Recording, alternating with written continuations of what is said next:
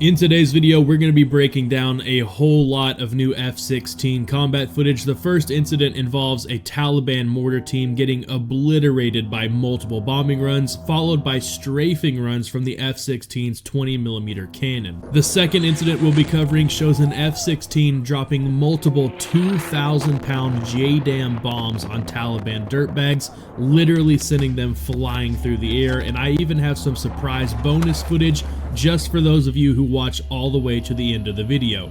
But first, a word from today's video sponsor, Conflict of Nations. Conflict of Nations is a free-to-play military strategy game where you get to choose a real country and lead in modern global warfare against up to 128 other real players. These large-scale battles can take weeks of fighting to achieve victory, and along the way you'll get to take control of a variety of different units, everything from tanks to infantry to aircraft and even nuclear submarines. You'll need to use real military strategies to ensure victory against your enemies. You can form an alliance with your friends and conquer the world together, or fight against each other to see who comes out on top. My favorite part of Conflict of Nations is the shared progression across PC and mobile, which means if I don't have time to sit at my PC, I can just continue playing the game on my phone, no matter where I am. Conflict of Nations has been a supporter of the channel for a while now, and we can't thank them enough for helping us keep these videos free for all of you. You guys can find a link down in the description below to download the game, and if you use that link, you will instantly receive a free gift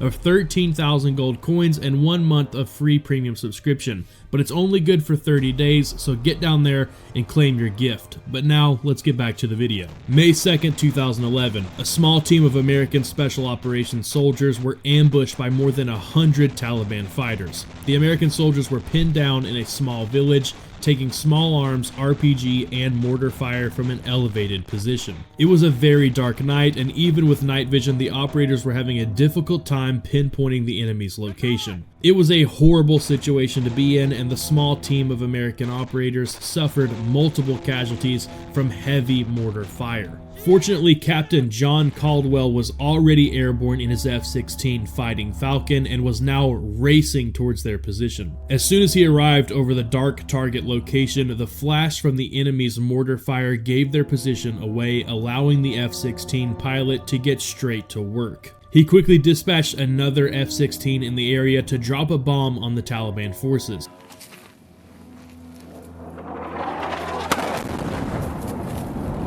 That aircraft successfully struck the target, but then had to peel off to refuel, leaving Caldwell as the only air support on scene. From the air, he coordinated medical evacuations and helped guide the ground forces out of the combat zone, all while strafing danger close targets and doing multiple extremely low flyovers to keep the Taliban from advancing on the American operators.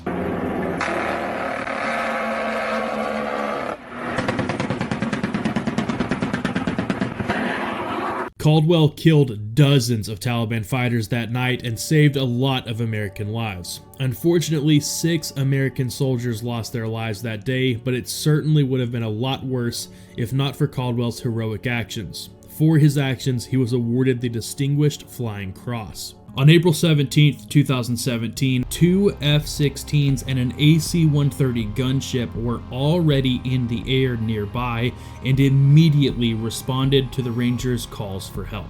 The AC-130 gunship and both of the F-16s completely emptied all of their weapons. Craig Andrel and Adam Furman were ready to come to their rescue. The two pilots had been closely listening to the situation over the radio, anticipating that they might need to get involved as well. And when they heard that the AC-130 gunship had completely emptied all of its weapons, which is almost unheard of, they knew it was their time to get moving. F-16s are equipped with a high-tech communication system that directly links with the JTACs on the ground with the Rangers. And the JTACs can send essentially text messages to the pilot letting him know exactly which targets they need hit. And while they were on their way to the Rangers' position, Andrel and his F-16 received a message from one of the JTACs on the ground calling for the F-16's biggest bomb, a 2,000-pound JDAM, to flatten a multi-story building full of Taliban fighters. Normally, a pilot dropping bombs wants to see their target before releasing their weapons, both to confirm they have the right target and to be aware of what not to hit nearby, just to confirm that the JTAC and the pilot are talking about the same target. The last thing you want to do is drop a 2,000-pound JDAM on the wrong building. But in this specific situation, the Rangers were getting absolutely hammered from the target building, and Andrel didn't have time to do one pass by to make sure he was on the right target. So he just trusted the JTAC on the ground and dropped the bomb as soon as he went over the target. And within 8 minutes of taking off from the runway back at base, he had dropped his first JDAM on the target. This time, about 15 seconds to impact. Oh shit. The rounds are hitting right in front of us.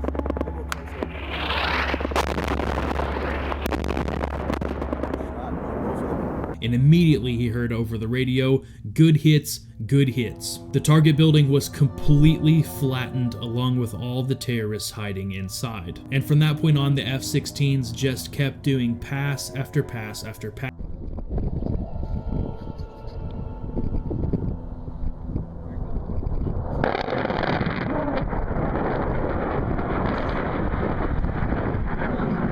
Which they used to strafe targets over and over and over again until their fuel began to run low.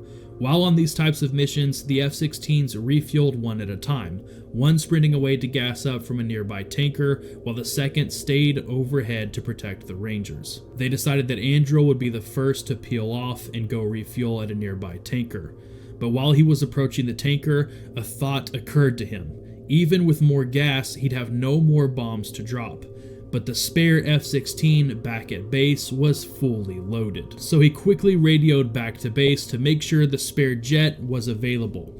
Thankfully, it was available and fully loaded. The spare F-16 back at base wasn't just any old F-16. It was the unit's flagship jet with a tiger stripe paint job. It represented the squadron and was parked in the first position on the flight line. The jet was assigned to the unit's crew chief and was mostly set aside for VIP tours and was always the cleanest, nicest of the jets on base. But today, this F-16 was going to be put through the ringer. After landing, Andrel quickly switched over to the other F-16, and everyone rushed as fast as they could to get through all the safety checks before he could take off. On a normal day, a pilot who lands an F-16 might be ready to climb down from the cockpit 20 minutes after touching down, while those heading out to fly generally step to the jet an hour before taking off.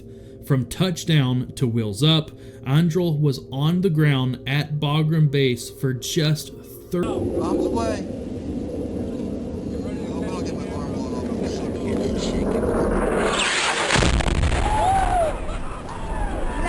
Oh my God!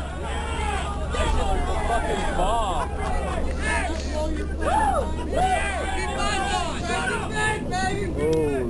And another huge thank you to Conflict of Nations for sponsoring the video, and don't forget to click on the link in the description to instantly receive your exclusive gift of 13,000 gold and 1 month premium subscription for free. This offer is only available for the next 30 days, so get down there and claim that gift while you still can.